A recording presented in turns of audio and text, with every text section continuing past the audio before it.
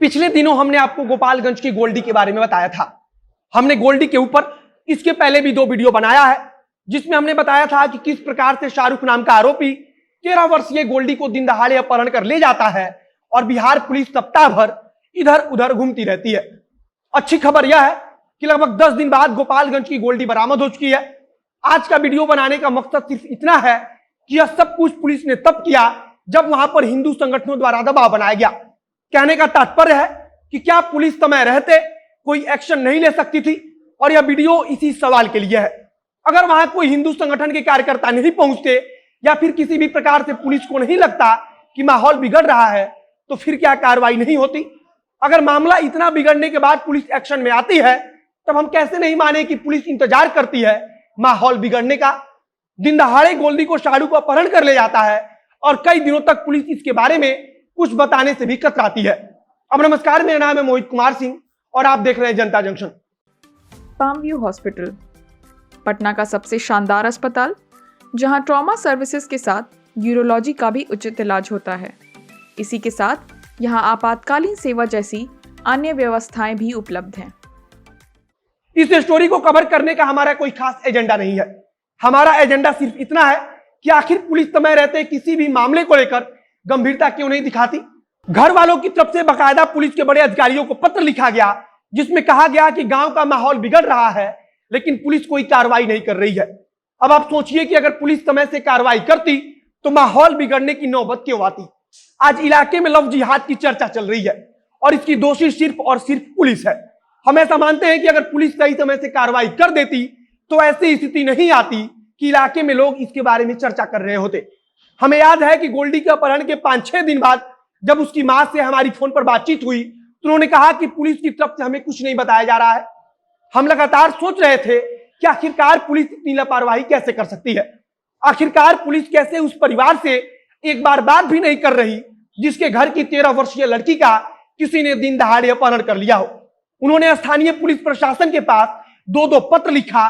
पहले पत्र में उन्होंने घटना के बारे में बताया था और कहा था कि जल्द से जल्द मामले को संज्ञान में लिया जाए, लेकिन जब पुलिस की तरफ से कार्रवाई नहीं हुई और गांव का माहौल बिगड़ने लगा, तब उन्होंने दूसरा पत्र लिखा और पुलिस से गुजारिश की कि जल्द से जल्द मामले में कार्रवाई की जाए और उनकी बेटी को बरामद किया जाए, वरना गांव का माहौल धीरे धीरे बिगड़ रहा है।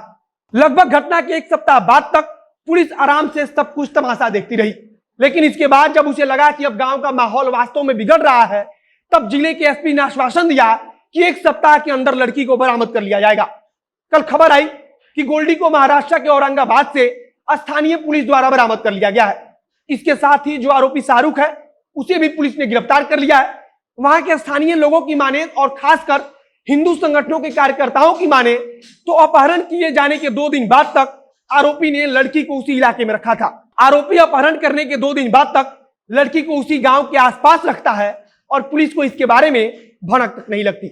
और इसका सबसे बड़ा कारण है कि पुलिस किसी भी प्रकार की कोई कार्रवाई करना चाहती ही नहीं थी।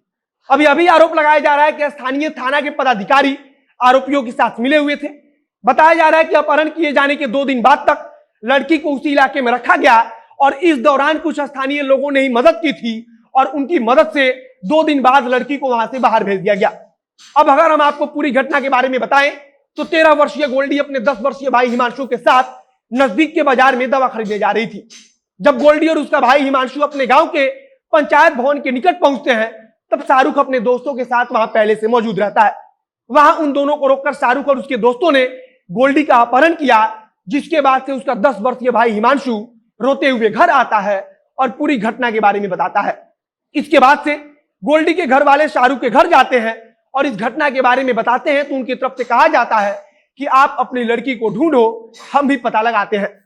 सबसे खास बात है कि गोल्डी के घर में महिला और बच्चों को छोड़कर बाकी कोई भी मौजूद नहीं था। गोल्डी के पिता दुबई में नौकरी करते हैं। इसके बाद से आरोपी का पूरा परिवार घर में ताला बंद कर कहीं फरार हो जाता है। अब आप सोचिए कि अगर पुलिस की लापरवाही के कारण या पुलिस की उदासीनता के कारण कोई बड़ी घटना हो जाती तो इसका दोषी कौन होता। आखिर जिस पुलिस ने 1 सप्ताह बीत जाने के बाद आश्वासन दिया कि हम लड़की को बरामद कर लेंगे, उस पुलिस ने पहले दिन ही ऐसा क्यों नहीं किया। फिलहाल गोल्डी बरामद हो चुकी है और हम ऐसा चाहेंगे कि इस मामले में जो भी आरोपी हो उसे पुलिस सख्त से सख्त सजा दिलाए। फिलहाल इस वीडियो को यहीं समाप्त करते हैं। आगे जो कुछ नया अपडेट आएगा उसे हम आप तक पहुंचाते रहेंगे।